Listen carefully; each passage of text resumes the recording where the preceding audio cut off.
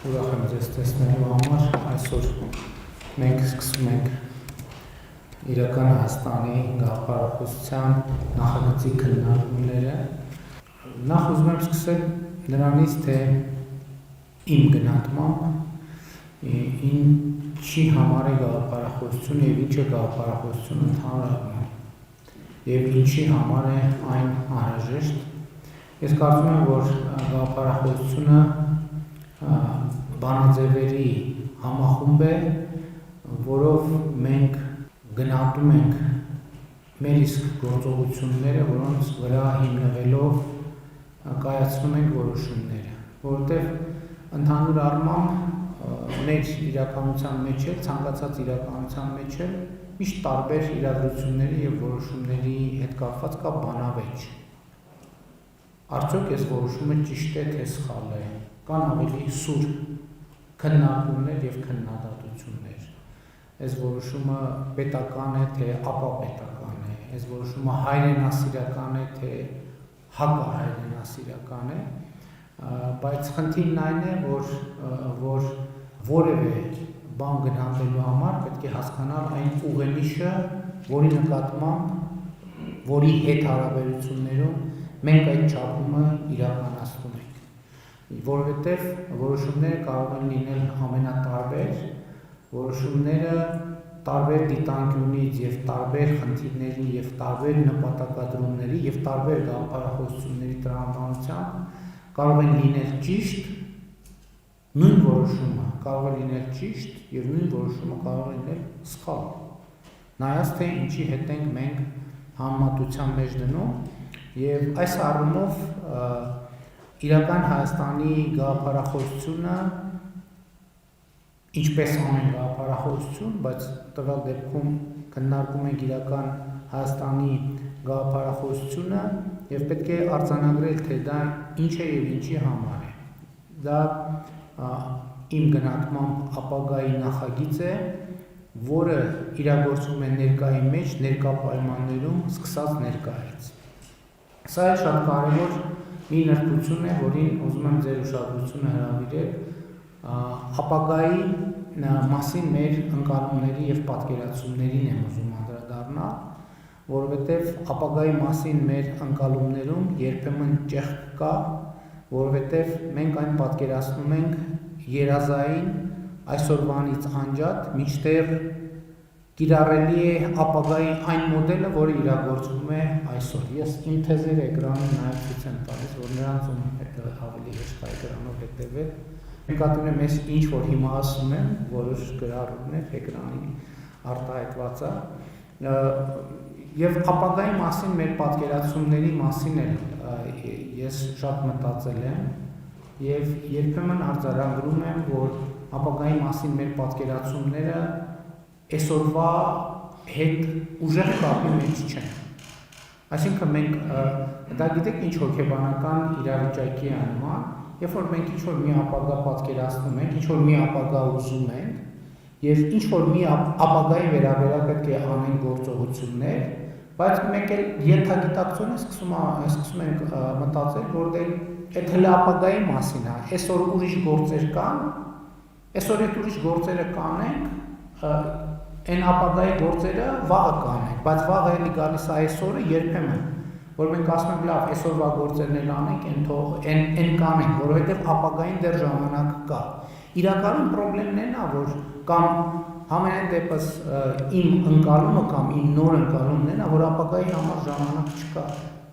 որովհետև ապագան այսօր է, եթե այսօր դու ասում ես ապագայի համար թողենք հետո կաշխատենք, այդ նշանակում է այդ ապագան կորսված է։ Այն որևէ բան, սերմը կարող է, եթե սերմը այսօր գցենք, այդ նշանակում է վաղը, որը էլի այսօր է, արդեն պետք է ծիլ տված լինի մենք, այսինքն այսօրվա գործը չի կարող կտրված լինի այդ սերմը խնամելու հետ, այդ սերմի շուրջ աշխատանքն է ապագա։ Մենք չենք կարող ուրիշ բանով զբաղվել, մտածելով, որ դեռ ապագայով զբաղվելու ժամանակը չի եկել, եւ այս առումով ես շատ կարևորում եմ ապագայի մեր մոդելը։ Ընդ որում ես ուզում եմ հետեւյալը ասեմ, որ այն ինչ որ ես հիմա ասում եմ, այն ինչի մեջ մեր իրականության վերաբերյալ քննադատական երանգ կլինի, Դա ինքս իմ մասին է, որովհետև ինչ որ առումով այս ամեն ինչը մտքի ընկալման փոփոխություն է, որը ես վարչապետի պաշտոնում ապրել եմ եւ ապրում եմ, եւ այս խոսակցությունը նաեւ դա կիսելն է, որովհետև ես համոզված եմ, որ բազմաթիվ քաղաքացիներ այս նույն բանը, այս նույն ընկալումները զուգահեռ մենք իրար հետ զուգահեռ ապրել ենք, որովհետև ես չեմ ուզում թաքցնել, մենք նաեւ քաղաքական թիմում երբ որ քննարկում ենք, ես ասում եմ եկեք գնահատենք, թե այս ամեն ինչի արդյունքում, այս ամեն ինչից հետո, այս ամեն ինչի պայմաններում մենք ինչ ենք շարունակում Հայաստանի Հանրապետությունում մնալ իշխանություն, ինչ ենք մենք շարունակել մնալ կառավարող ուժ, չնայած բոլոր պայմանները թվում է թե կային, որ այդպես չլիներ, մասնավորապես 2020 թվականի նոյեմբերի 9-ից հետո հետագա իրադարձություններում եւ այլն եւ այլն։ Եվ ես մենակ ունեմ մի բացատրություն դրա համար, որովհետև այլ բացատրություն ես չեմ կարող գտնել, որ այն փոփոխությունը, որ մեր մտքում տեղի է ունենում, այն ինչ որ մենք մտածում ենք, Հայաստանի հազարավոր քաղաքացիներ, անկախ նրանից իրանք դրա մասին բարձրաձայնում են, թե չեն բարձրաձայնում, իրանք էլ են զուգահեռ այս փոփոխությունը տեղի ունենում, որովհետև զուգահեռ փոփոխություն տեղի չունենար, այն ինչ որ մեր մտքում է տեղի ունենում, մենք չենք կարող շարունակել լինել իշխանություն կառավարություն Հայաստանի Հանրապետությունում, չի լինում տենց ուղղակի։ Եվ ես շատ կարևոր եմ համարում, որ իրականության մասին ինչ որ ասում են կամ ինչ որ կասեն,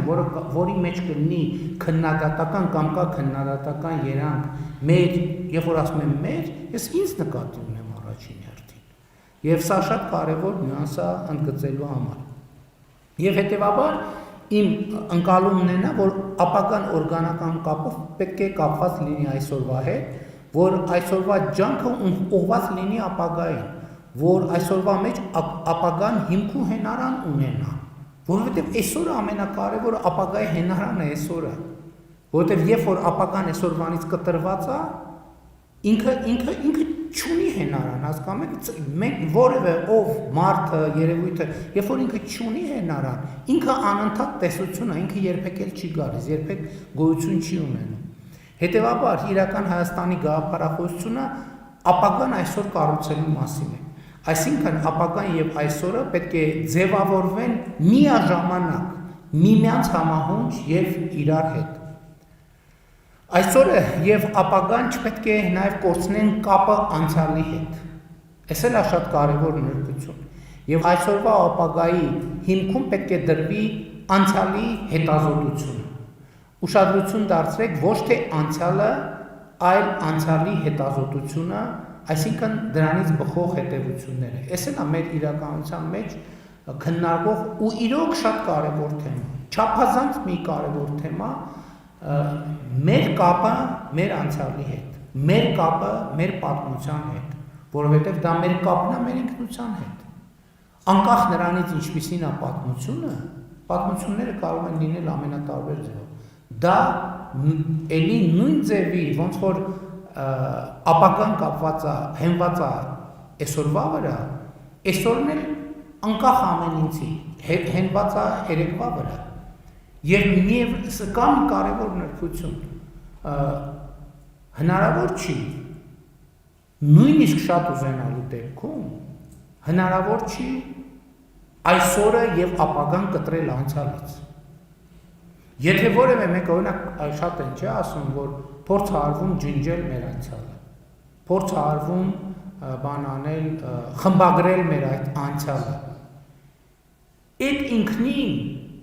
դա անհնար է, դա եթե էլ չեմ ասում դա որպես խնդիր աբսուրդ է։ Դա անհնար է, դա չի կարող այդպիսի բան լինել։ Դա մոտավորապես նույնն է,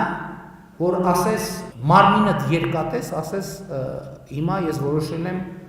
այլ կերպ ապրեմ եւ առանց իմ մարմնի մի մասի։ Դա մահացու է, բայց այստեղ ինչի մեջ է խնդիրը։ Ինչի մեջ է խնդիրը։ Խնդիրն է նա, որ անցյալի ընկալումը պետքա լինի հետազոտության վրա։ Այսինքն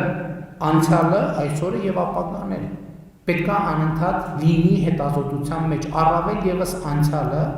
որի փաստերը հայտնի են եւ հասանելի են։ Ապագայի փաստերը հայտնի եւ հասանելի չեն, դրա համար ապագան մենք չենք կարող հետազոտել խորությամբ, բայց անցյալը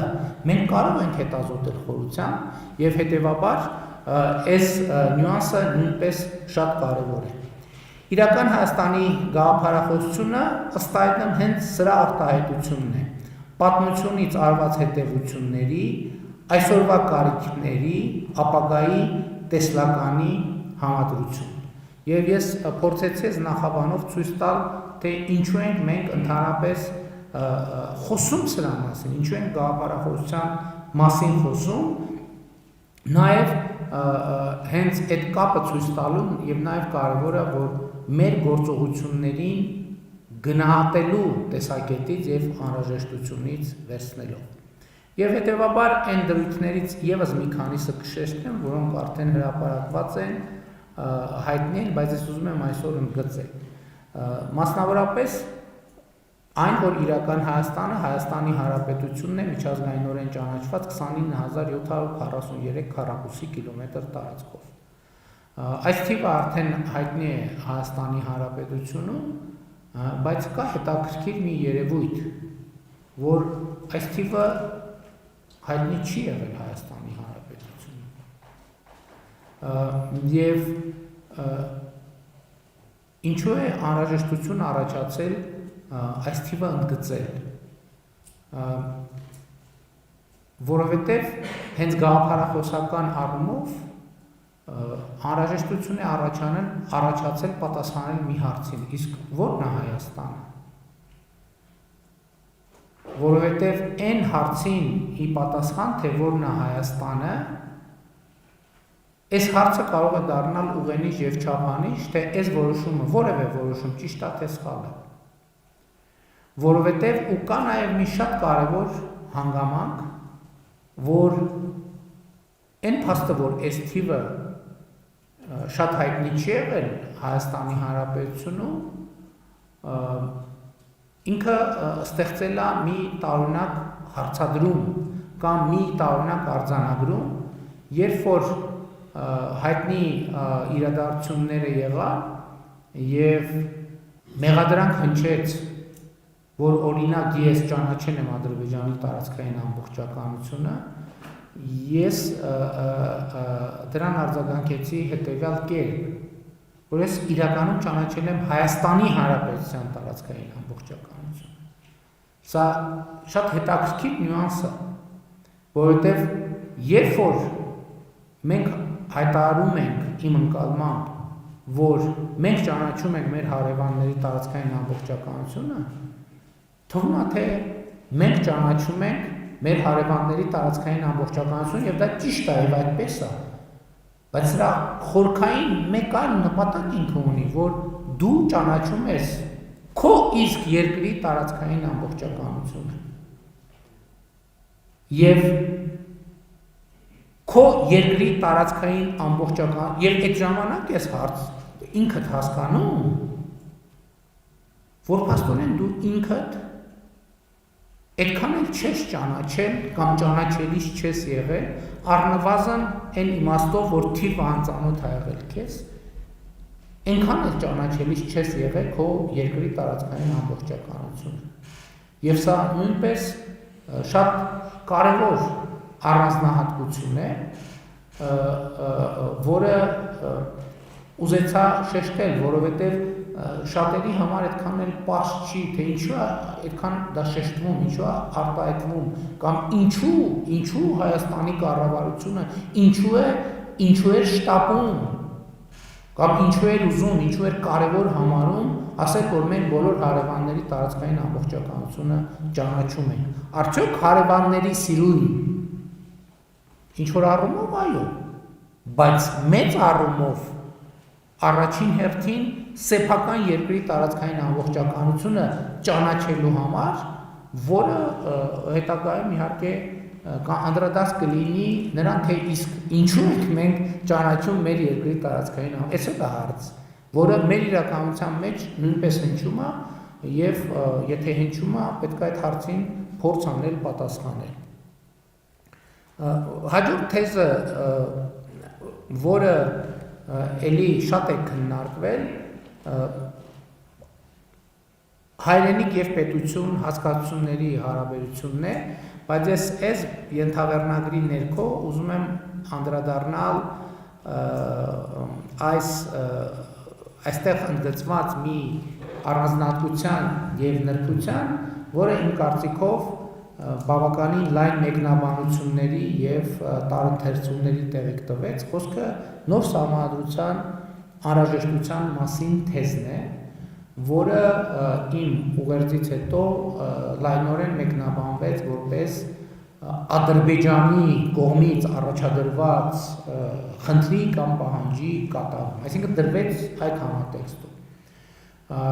Իրական Հայաստանի գաղափարախոսության համատեքստում դա ունի բացարձակապես ուրիշ նշանակություն, չնայած այս պայմաններում հնարավոր չի ժխտել, որ այն տեքստը, որը կարա լինի, ինքը կունենա նաև տարածաշրջանային նշանակություն, բոլոր դեպքերում, բոլոր սահմանադրություններին դա վերաբերվում է։ Բայց ես նույնիսկ չեմ ուզում հիշել կամ հիշատակել, հղում անել, որ դեռևս 2020 թվականի փետրվարից մենք նոր սահմանադրության օրակարգի մասին խոսել ենք, եւ ավելին 2018 թվականի հեղափոխության հետ նոր սահմանադրության օրակարգը եղել է։ Բայց այն ժամանակ ես համարել եմ, որ դա իրագործելի չի։ Ինչու՞, այս նրբությունները շատերը մոռացել են, բայց 2018 թվականի ապրիլի 9-ին ուժի մեջ մտավ այն սահմանադրությունը, որը այսօր գործում է։ Եվ այսինքն ապրիլի 9-ին ուժի մեջ մտավ, գործնականում ապրիլի 22-ին եւ տեղի ունեցավ ըստ էության հեղափոխությունը, լավ, եթե ամբողջական անենք, ասենք մայիսի 8-ին։ Եվ այն ժամանակվանից կար նոր սահմանադրություն ընդունելու օրակարգը, ընդ որում նույն հիմնավորմամբ, չնայած հիմնավորումը հիմա ավելի հարստացել է եւ անտրամաբանական էր 2 ամիս ուժի մեջ լինող սահմանադրությունը փոխել, ինչու էր անտրամաբանական, ոչ թե հիմնավորումն էր վերացել, այլ ի վերջո էլի պիտի լիներ այդ հարցը։ Հիմա խորհրդանական կառավարման համակարգ, թե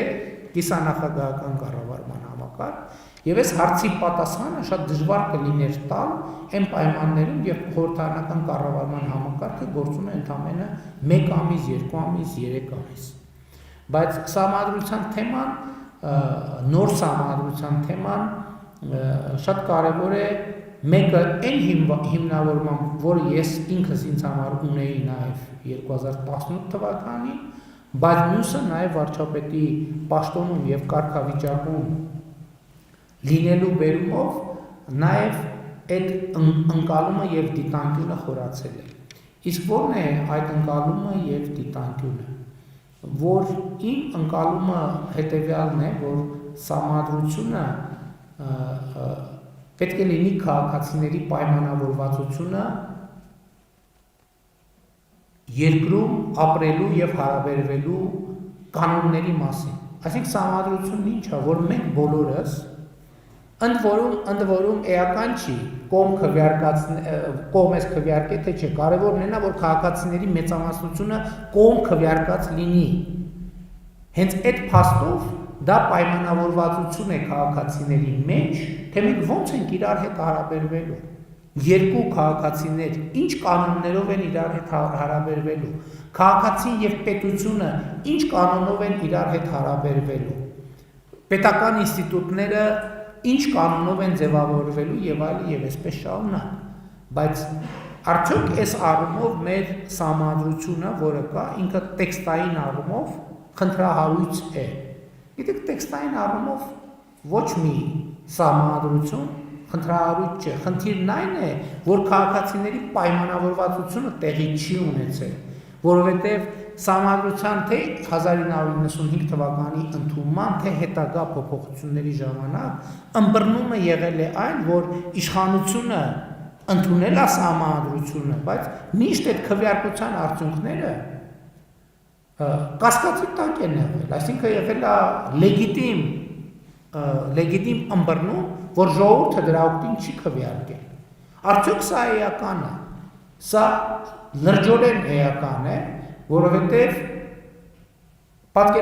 եկեք պատկերացնեք մեզնից ցանկացած մեզնից երկուսի հարաբերությունը, երբ որ մենք խոսում ենք մի բան, եւ դա ավարտվում է պայմանավորվածությամբ, եւ խոսում ենք մի բան, եւ դա չի ավարտվում պայմանավորվածությամբ։ Արդյոք այս երկու իրավիճակները որոշակիորեն փոխում են մեր հարաբերությունների կերպը, շատ լրջորեն են փոխում։ Եվ ես գիտեք, նաև շատ իրավիճակներ կան, որ կառավարությունը որոշում է կայացնում, ես քաղաքացիները դրա վերաբերյալ դիրքորոշում են արտահայտում, այդ թվում քննադատական, այդ թվում նեգատիվ, ես քամլիցի չեմ մտածում, թե կառավարության որոշումները բոլորը լավն են, կատարյալ են կամ քաղաքացիները չպետք է քննադատեն։ Խոսքը դրա մասին չի։ Երբեմն կան նյուանսներ, երբ իմ ըմբռնումը այն է, որ քաղաքացին հարազատություն չի զգում երկրում հաստատված իրավակարգի նկատմամբ։ Ինքը չի համարում, որ սա այն կանոնը, որով իրեն պարտադրում են, որ ինքը ապրի, ինքը համարում է, որ դա իրոք իրեն պարտադրում են, որովհետև ինքը չի պայմանավորվել, որ ինքը պետք է այդ կանոնով ապրի, այսինքն ինքը դա իրանը չի համարում։ Իր օրգանական կապ չի, իր օրգանիզմի մաս չի։ Եվ այս է պատճառը, որ ինձ երբեմն բռնացնում եմ իմ մտքի վրա եւ այս բանի մեջ էլ երբ որ ասում եմ պետականազոր կազգի ռելիկտային մտածողություն ասելով, այդ նկատում եմ, որովհետև հասկանում եք իրավակարգերը շատ վաղուց մենք չենք որոշել մեր ապրելու կանոնը, մենք չենք որոշել մեր ապրելու կանոնը, որովհետև եղել է կայսրություն, եղել է ուրիշ կայսրություն, մի քանի կայսրություն, մենք չէ, որ որոշել ենք, թե ինչ կանոնով ենք ապրում, բայց մենք եկել ենք հիմա Հայաստանի Հանրապետությունում ենք ապրում, բայց մենք, մեր ընկալումն են, որ էլի մենք չենք որոշել, թե ինչ կանոնով ենք ապրում, և հետևաբար մի ինչ որ պահի, երբ որ չգիտեմ մի քիչ էլ ջղայնացած ենք, զայրացած ենք և այլն, մեր ենթագիտակցության մեջ իրավակարգի ընկալումը նույնն է, որ սա ինչ որ մարդկանց ուրիշների կողմից մեզ պարտադրված իրավակարգ է։ Ընդ որում էլի եմ ասում, կարող են նույնը լինել, օրենքներն էլ, կանոններն էլ, տուգանքներն էլ, հարցը դրա մասին չի։ Հարցը նրա մասին է, թե մարդը, քաղաքացին դա իր սեփականը համարում է, թե իր սեփականը չի համարում։ Ինքը համարում է դա իր օրգանիզմի, հանրային օրգանիզմի մաս, թե չի համարում։ Եվ հետևաբար ես անհրաժեշտ եմ համարում, որ քաղաքացին որևէ պայմանավորվածություն ձեռք բերի եւ դա ապրելու են կանոնը, որը կա, խոսքը իրավակարգի մասին է, օրենքների ծագումնաբանության եւ այլ համարի, որ ինքն է, որ որոշել է այն շրջանակը, որում այդ ամեն ինչը տեղի է ունենում։ Եվ մի վարքյան էլ դա է, իսկ ինչն է խանգարում 18 թվականի երկու սահմանադրության օրինակ վերել Հանրապետություն 15 հանրապետական ու պարլամենտական ու նախագահական տարբերակներով թող ժողովուրդը ընտրել, ինչն էր խանգարում այն ժամանակ։ Շատ բարձր արշավը կլիներ, բոլորը էսրա կողմնակիցները կգնային, ոնց որ նախորդ տարիներ էր շրջաններում Երևանում քարոզարշավ կանեն, նրա կողմնակիցները կանեն, ժողովուրդը կընտրել։ Շատ բարձ բան է պակասում, խանգարում, ասիկ ինչն է խանգարում, չէ։ Խանգարում է փաստարկների բացակայությունը, պրակտիկ փաստարկների բացակայությունը, որովհետև այնուամենայնիվ առաջնորդող ուժը, երբ որ հարց է դնում, չի կարող ասել, առաջնորդող ուժը չի կարող ասել, գիտեք ինչ ժողովուրդ, դե մի հատ սենց կա, մի հատ սենց կա։ Դե դուք նայեք որն եք ուզում, ինքը պետք է դիրքորոշում արտահայտի։ Շատ դժվար է պատասխանել հարցին, որի պատասխանը դեռ գոյություն չունի, որտեղ ինքը տեսական է, որտեղ հարց պետք է ինչի ընդամենը կամ 6 ամիս կամ 2 ամիս կամ 3 ամիս գործող սահմանադրություն, մենք ինչ ենք առաջարկում, քաղաքական առաջնորդությունը ժողովրդին ինչ է ասում, որի օգտին քվեարկի, եւ փաստարկների բացակայությունը այն ամենամեծ խոչընդոտն էր, որովհետեւ պրակտիկա կա, խորհրդանական նոր համակարգ է ձևավորվել, բայց չապրենք մի քիչ հասկանանք Աշխարհի փորձ հարևան երկրներ կան եվրոպական զարգացած շատ լավ, այս շատ դիպուկ բան ասցիք իրականում, որովհետև տեսեք, այդ նույն ժամանակաշրջանում մեր հարևան երկրներում երկու հակառակ պրոցեսներ տեղի ունեցան։ Թուրքիան խորհրդանական կառավարման նույն ժամանակաշրջանում Թուրքիան խորհրդանական կառավարման ձևից անցում կատարեց նախագահական կառավարման ձևին, Վրաստանը նախագահական կառավարման ձևից անցում կատարեց խորհրդարանական ձևի։ Այդտեղ էլ է հարցը ինչ որ մեկը մեր հարևաններից սխալ արեց, մյուսը ճիշտ, ոչ, այստեղ էլ գաղափարախոսական հարց կա։ Եւ այն ժամանակ այդ գաղափարախոսությունն էլ պարզ չէր, եւ նաեւ ես ուզում եմ ասել, որ տեսեք 44 օրյա պատերազմից անմիջապես հետո էլի այդ բանը բարձացավ եւ ճիշտն ասած այդ ինչ շատ ծանրակշիռ թվաց։ Այդ յետպատերազմյան շրջանում, որ ասում են, կիսանախագահական կառավարման համակարգը փոխելը սխալ էր եւ այլն եւ այլն եւ այլն։ Եվ այն սկզբնական շրջանում, անկեղծ ասած, ես էլ այդ փաստարկները ինձ սկսել էին համոզել։ Բայց ավելի ուշ, երբ որ արդեն Գառնանը եւ Ամռանը, երբ որ ես հետահայաց նայեցի, հասկացա, որ եթե մենք կառավարման կիսանախագահական համակարգ ունենայինք, առնվազն ժողովրդավարական ճանապարհով այդ իրավիճակը հաղթահարել կամ հնարավոր չէր լինի, կամ շատ դժվար կլիներ,